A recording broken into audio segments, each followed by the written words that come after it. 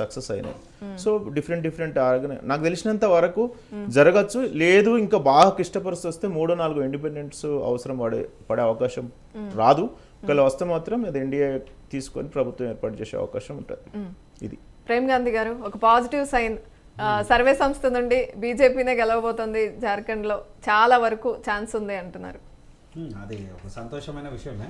అంటే మేమేదో ఇక్కడ పత్రికలు అవి ఇవి చూసి లేదా వచ్చినటువంటి న్యూస్నే అనలైజ్ చేయడం, కానీ వారు డైరెక్ట్ ఫీల్డ్కి వెళ్ళి అనేక విషయాల మీద మోర్ దెన్ దాని మీద ఒక హాఫ్ అన్ అవర్ మాట్లాడినప్పుడు అనేక విషయాల మీద వాళ్ళు చర్చ చేసినప్పుడు పూర్తిగా పాజిటివ్ కనిపిస్తుంది. వారు అన్న దాంట్లో 100% కనబడుతుంది. అంటే దాంట్లో కూడా రీజన్ ఉంది. చెంపై సూర్యన్ కూడా మళ్ళీ ఇళ్ళకి రావడం, అంటే కొంత ఆయన మీద వాతావరణం నెగిటివ్గా చేసినండే, వాళ్ళ సొంత కజిన్ బ్రదర్సే, కొంత ఆయన కూడా పార్టీకి రావడము, తర్వాత అనుకూలమైనటువంటి విషయాలన్నీ ఉండడము, ఇవన్నీ కలిసి వచ్చినటువంటి దాఖలు ఖచ్చితంగా భారతీయ జనతా పార్టీ ఆడ గెలుస్తుందని వారు క్లియర్గా ఇచ్చారు. గెలుస్తుంది, దాంట్లో ఏం లేదు. మహారాష్ట్ర కూడా కొంచెం సానుకూలంగానే ఉన్నాం. ఇక కాంగ్రెస్ నాయకులు చెప్తున్నటువంటి అంశం మాట్లాడుకుంటూ పోతే ఈ రాష్ట్రాల పరిస్థితులు వేరు, దేశం ఉన్నటువంటి పరిస్థితులు వేరు. ఈడ పరిస్థితి ఎప్పటివరకు అయితే ఈయన డైలామాలు ఉన్నటువంటి ముఖ్యమంత్రి ఉన్నాడు, మన ముఖ్యమంత్రి గంటలో ఏమైతో తెలియనటువంటి 27-28 సార్లు వాళ్ళ అధిష్టానం దగ్గరికి పోతా ఉన్నాడు, వస్తూ ఉన్నాడు. మా దగ్గరకు వస్తున్నాడు. తెలంగాణ అభివృద్ధి అనేది కాదు, పైసలు తీసుకొని పోవాలి. ఇప్పుడు ప్రతి ఎలక్షన్లకి ఇక్కడికే డబ్బులు తీసుకొని పోవాలి. ఎప్పుడైతే పోవో ఆయన కుర్చీ ఖాళీ అవుతుంది. మళ్ళీ అది అది 100% సార్, నేను 100% దాంట్లో ఏమాత్రం సందేహం లేదు. నేను ఉదాహరణ కూడా చెప్తా, ఒక ఉదాహరణ. అంటే బీజేపీ పరిపాలించే పాలిత రాష్ట్రాలన్నీ అట్లనే చేస్తాయి. బీజేపీ 10 రాష్ట్రాలలో ఉంది, 10 రాష్ట్రాలలో ఉంది. ఎన్డీఏ కూటమి మొత్తం 18 రాష్ట్రాలలో ఉంది. 18 రాష్ట్రాలు ఉన్నప్పుడు మేము ఇంకో రాష్ట్రానికి పోయేటువంటి పరిస్థితులు అట్లా లేవు. భారతీయ జనతా పార్టీ ఆ పరిస్థితి చేయలేదు. కానీ ఇక్కడ ఉన్నటువంటి పరిస్థితులు వేరు, ఈ రాష్ట్రం ఉన్నటువంటి పరిస్థితులు వేరు. అక్కడ ఉన్న కర్ణాటక కూడా ఓపెన్గా కర్ణాటకలో ఉన్నటువంటి పరిస్థితులు కూడా చెప్తా ఉన్నారు కదా. మేము ఏం చెప్తా ఉన్నాము, సంక్షేమం అనేటువంటి నిదానంతోనే బయటికి తీసుకుపోయినాం ఇప్పటి వరకు. భారతీయ జనతా పార్టీ ఎక్కడ చేసినా అది చేసింది, కానీ కాంగ్రెస్ అది చేస్తలే కదా. ఆ కాంగ్రెస్ యొక్క తీరంతా విచిత్రంగా ఉంటుంది. వాళ్ళు అంటా ఉన్నారు కదా, నేను చిన్న ఉదాహరణ చెప్తా. కాంగ్రెస్ గెలిచిన తర్వాత కరెక్ట్గా 14 రోజులకు ఇక్కడ నుంచి ఉన్నది ఆర్టీసీకి సంబంధించింది, తెలంగాణ ఆర్టీసీకి సంబంధించినటువంటి బస్సు రాహుల్ గాంధీ భారత్ జోడో యాత్రలో కనబడుతుంది. అరే ఎట్లా సాధ్యమవుతుంది 14 రోజులన్నా? అంటే వీళ్ళ సొంత సొమ్ము ఏమన్నా? అప్పుల రాష్ట్రం అన్నావు, ఏం లేదు అంటాను. కోట్లాది రూపాయలు ఖర్చు పెట్టి 1 కోటి రూపాయల బస్సు 14 రోజులనే ఎట్లా కనబడుతుంది? మళ్ళీ వీళ్ళ మంత్రులే ఎందుకు, వీళ్ళే కాంగ్రెస్ పార్టీ నుండి నాయకులు పీసీసీ కొనుక్కోవడానికి డబ్బులు ఇచ్చి కొనుక్కున్నావా అన్నారు. తర్వాత నేనే ముఖ్యమంత్రి అని వీళ్ళు 10 మంది. వీళ్ళు ఏమంటున్నారు, స్వేచ్ఛ కాదు, అవకాశం ఉంటే ఒకరు కూర్చో ఒకరు గుంజుకోవడానికి వాళ్ళ దాంట్లో సిద్ధంగా ఉన్నారు. లెఫ్ట్ రైట్ మొన్నదానికి ఉన్నాయి, భయంతోనే ఉన్నాడు. అందుకోసం ఏది ఆల్టర్నేట్ ఆప్షన్ వెతుకుతూ ఉంటారు. అందులో భాగమే ఏది వాళ్ళు ఒకసారి హైడ్రా తీసుకురావడము, ఇప్పుడు మూసి సుందరీకరణ అటువంటి అంశము. అసలు ప్రజలు సంక్షేమం గురించి మాట్లాడే పరిస్థితి ఉందా? ఎప్పుడన్నా మాట్లాడుతున్నామా? ఆ మౌలిక వసతులైనటువంటి విద్యా వ్యవస్థ మీద ఇవాళ వరకు ఒక్క మాట లేదు. స్కూళ్ళల్లో మార్పు లేదు, కొన్ని స్కూల్స్లలో టీచర్స్ లేరు, విద్యా విషయంలో పూర్తిగా మర్చిపోయినటువంటి దాఖలు ఉన్నాయి. దాని గురించి ఎవరు మాట్లాడతలేరు.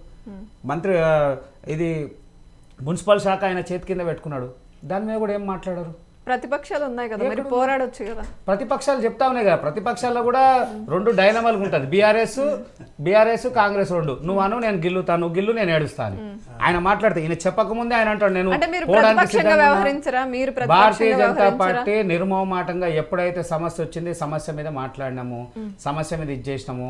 కావాలని బట్టగలిసి మీద చేసే ప్రయత్నం ఎప్పుడు కూడా భారతీయ జనతా పార్టీ చేయలేదు. మొన్న కూడా విద్యార్థుల విషయంలో కూడా చెప్పినాము. కేంద్ర మంత్రి సహాయ మంత్రి ఉన్నటువంటి వ్యక్తి కూడా ఒక సాధారణమైన వ్యక్తిగా పోతే ఈ రాష్ట్ర ప్రభుత్వం ఏం చేస్తుంది? మేము ఒకటే చెప్తా ఉన్నాము, భారతీయ జనతా మీరు ప్రజలకు ఏం చెప్తున్నారు, ఏం చేస్తున్నారు, అన్నీ మభ్యపెట్టేటువంటి మాటలు తప్ప ఇంకోటి ఎక్కడ లేదు. ఇలాంటిది రేపు నేనేం గతంలో మా పార్టీకి సంబంధించినటువంటి నాయకులు ఇప్పుడు ప్రస్తుతం ఉన్నటువంటి అధ్యక్షులు కిషన్ రెడ్డి గారు చెప్పారు, ఎన్నికలు పెట్టండి ఇప్పుడు మేము తప్పకుండా గెలుస్తాం. మేము ఇప్పుడు కూడా చెప్తున్నాం, రమ్మనండి, మా రిజల్ట్ ఇక్కడ విచిత్రంగా కనబడుతుంది. తప్పకుండా 8 నుంచి 8కి వచ్చినాం కదా, ఇప్పుడు 8 నుంచి 88కి వస్తాం. ఇప్పుడు అట్లా కాదు, పార్లమెంట్ అసెంబ్లీ 2 ఒకే విధంగా చూస్తున్నారా? పార్లమెంట్ లో సీట్లు వచ్చాయి కాబట్టి మీకు అసెంబ్లీలో సీట్లు వస్తాయి. అసెంబ్లీలో 8 వచ్చినాయి కదా, అసెంబ్లీలో 8 వచ్చినాయి. ఇప్పుడు మేమంటున్నాము పార్లమెంట్ కాదు ఇప్పుడు అసెంబ్లీకి ఎన్నికలే, అసెంబ్లీకే రమ్మనండి. ఇప్పుడు 8 నుంచి 88 పక్కా పోతాం మేము. ఇమీడియట్ గా ఎలక్షన్ కి రెడీ ఉన్నాం మేము. ఏంటి మీ కాన్ఫిడెన్స్? Confidence బీజేపీ లేదు. వైపు చూస్తారని ఎందుకు అనుకుంటున్నారు? కాంగ్రెస్ వ్యతిరేక పాలన 11 నెలలనే వీళ్ళు ఏవేవైతే చెప్పారు అవన్నీ కౌంటర్ గా కనబడతా ఉన్నాయి. విద్యార్థులను అశోక్ నగర్ తీసుకుపోయిన రాహుల్ గాంధీ ఇలా మాట్లాడాడు. అదే అశోక్ నగర్ లో విద్యార్థుల మీద దాడులు, వాళ్ళనే అరెస్టులు. ఏమై పరిస్థితి? రైతులు ఏకకాలంలో రుణమాఫీ అన్నావు, 2 లక్షల రూపాయలు ఏకకాలంలో కరెక్టే. తీసుకోవాలి. కానీ వాళ్ళ మీద దాంట్లో కూడా చేయవు. క్వశ్చన్స్ వేస్తున్నారు కేటీఆర్ గానీ హరీష్ రావు గారు గానీ.